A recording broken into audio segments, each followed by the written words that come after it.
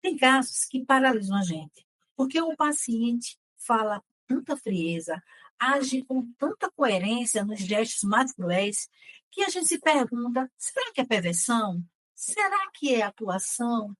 Ou será que eu não estou conseguindo escutar direito? Foi isso que pensei vendo Excluídos, esse filme da Netflix, em que parece ter sido escrito a partir de um material de supervisão. A história, ela gira em torno de Neve, uma mulher negra de pele clara que decide sumir, literalmente. Ela abandona os dois filhos pequenos, muda de cidade, clareia o cabelo, casa com um homem branco, constrói uma nova identidade, uma nova vida, nova família, um novo nome. Na escola onde ela trabalha, ninguém sabe que ela já foi mãe de duas crianças negras. Ela não fala do passado, não fala deles, é como se nunca tivesse existido, mas existiram e voltaram anos depois. Cal e Dione, eles batem a porta, não querem vingança, querem ser reconhecidos, querem existir de novo. E o que Neve faz? Mente, foge mais uma vez. À primeira vista, tudo nela parece apontar para a estrutura perversa. O apagamento dos filhos, a construção de uma personalidade idealizada, a frieza diante do retorno do passado. Mas quando escutamos com mais cuidado e com método, percebemos que a estrutura é neurótica com defesas perversas. E isso muda completamente o manejo. A frieza de Neve não é sinal de gozo perverso, é o efeito de uma defesa extrema. Ela não se coloca no lugar do sujeito que instrumentaliza o outro para seu gozo.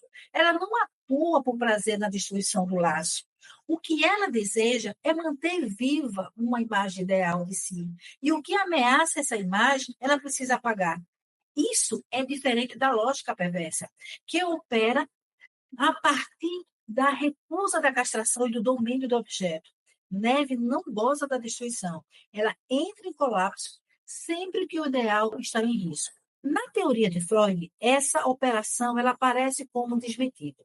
A realidade é sabida, mas não simbolizada. Ela sabe que tem filhos. Ela atua como se não tivesse. Com Lacan, percebemos a tentativa de escapar da castração. Ela quer ser completa, sem falta, sem rachadura. Mas o ponto mais preciso dessa análise vem com Janine, que mostra que o que acontece quando o ideal do eu assume a função do superior. A imagem idealizada do sujeito se torna tão rígida que qualquer dado da realidade que a contrarie precisa ser negado, apagado ou reeditado. Neve constrói passo a passo uma personagem. A mulher que superou todas as barreiras, que é elegante, sensata, dedicada à escola, às causas sociais. Ela organiza festas de arrecadação, conduz campanhas de inclusão e é vista como um exemplo de generosidade e civilidade. Mas tudo isso é atuação em torno do ideal. Não há espontaneidade, há encenação. E é aí que a teoria de Janine nos ajuda. O eu ideal se torna uma instância tirânica. O sujeito ele não vive, ele interpreta um papel. E qualquer afeto que ameace esse papel é expulso. Os filhos, nesse contexto, são mais do que lembranças, são rachaduras no espelho. Por isso ela foge de novo. Não por gozo, mas por não suportar ver de fora do ideal. A estrutura de Neve é neurótica. E dentro da neurose, há elementos que nos permitem pensar numa neurose histérica como uma organização narcísica secundária. A histeria constrói uma posição tentando ser o objeto que falta ao grande outro, sustentando uma fantasia de completude. Mas quando essa fantasia ela se organiza em torno de um ideal narcísico rígido e não do desejo, o risco de defesas perversas se intensifica. Neve, ela não seduz o grande outro como objeto, mas quer ser reconhecida como perfeita. E o que não cabe nessa imagem precisa desaparecer. A atuação dela na escola, o cuidado com a imagem, as campanhas caritativas, tudo isso não vem de um desejo espontâneo de troca, mas da necessidade de sustentar a personagem ideal. A frieza que ela mostra diante do retorno dos filhos não é prazer em apagar. é pavor da falha, pavor de perder o lugar que construiu com tanto esforço. Agora vamos pensar nos filhos primogênitos, Cal e Dione.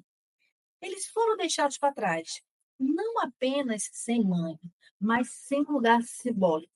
Eles cresceram fora do campo do desejo materno, sem nome, sem espelho, sem narrativa. Não foram escritos no discurso de ninguém. E o que isso produz subjetivamente? Vamos lá. Dione, a filha, ela parece marcada por uma experiência de apagamento.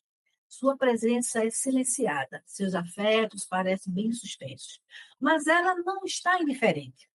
Há ali uma tristeza não nomeada, uma oscilação entre o desejo do confronto e a entrega à exclusão. Podemos pensar em uma estrutura neurótica grave, com risco de fixação melancólica ou inibição. O sentimento de não ter existido como filha, de não ter sido reconhecida, atravessa toda a sua posição subjetiva. Jacal, ele retorna como quem exige algo que nunca teve, o lugar. Ele não pede explicações, ele impõe presença. Ele invade, confronta, expõe a mãe diante da nova família. Mas a forma como ele exige reconhecimento não passa pelo apelo simbólico. Ele não busca nomeação, ele busca reparação à força, como se quisesse devolver o apagamento com ato. O que chama a atenção é que Cal não vacila. Não há angústia visível, não há titubeio. Ele sabe o que veio fazer e faz. A posição subjetiva que ele sustenta diante do grande outro parece marcada por uma tentativa de restauração do laço, não pelo desejo, mas pelo enfrentamento. Ele se posiciona fora da lei simbólica, não convoca a função materna ao canto da palavra, não endereça a sua dor, ele atua. Essa configuração, ela nos permite levantar uma hipótese de uma estrutura perversa, no sentido bem lacaniano. Então, Cal não se apresenta como sujeito da falta, mas como aquele que ele confronta a castração da mãe. Ele se torna o agente que interrompe a ficção idealizada que ela construiu. Ele denuncia o que ela tentou esconder. E, ao fazer isso, ocupa o lugar do objeto, que retorna para desestabilizar a cena. Sua relação com o grande outro é de ataque, não de demanda. Ele aparece como quem goza em denunciar o gozo da mãe. E isso é muito típico da estrutura perversa. A cena não é recalcada, é encenada. O sujeito não sofre com a castração. Ele contorna, ensina e desmonta. Se confirmada essa hipótese, Cal, ele não é um perverso por ter sido abandonado, mas por ter se estruturado em resposta a um grande outro que o exclui completamente do campo do desejo. A perversão aqui não é uma escolha moral, é posição estrutural diante da falta. Ambos os filhos, eles são efeitos do mesmo movimento subjetivo. A mãe que apaga para se preservar. E esses filhos, ao serem apagados, perdem a própria inscrição. Já os filhos do segundo casamento, eles são apresentados no filme, né, como normais, integrados, bem adaptados. Mas não são o centro da trama. Serve como um espelho do ideal. Ele cresce dentro da narrativa de Neve, construído. E quando essa narrativa desaba, também são deixados. Eles são peças da montagem. E quando essa montagem racha, eles perdem a referência. Esse tipo de história precisa ser escutada com método. Porque na clínica é fácil cair na armadilha da cena. Dizer que a mãe é perversa, que o filho foram traumatizados, que a nova família é disfuncional, falar tudo isso não é uma escuta, é um julgamento. A estrutura perversa ela não se define por frieza. A neurose não se reconhece só pelo sofrimento visível. Então, é preciso sustentar a dúvida, observar as defesas, escutar o ponto onde o sujeito vacila. É por isso que no treinamento 3.0, eu vou utilizar filmes como esse, porque eles mostram o que a teoria tenta explicar, porque eles nos obrigam a ir além dos rótulos.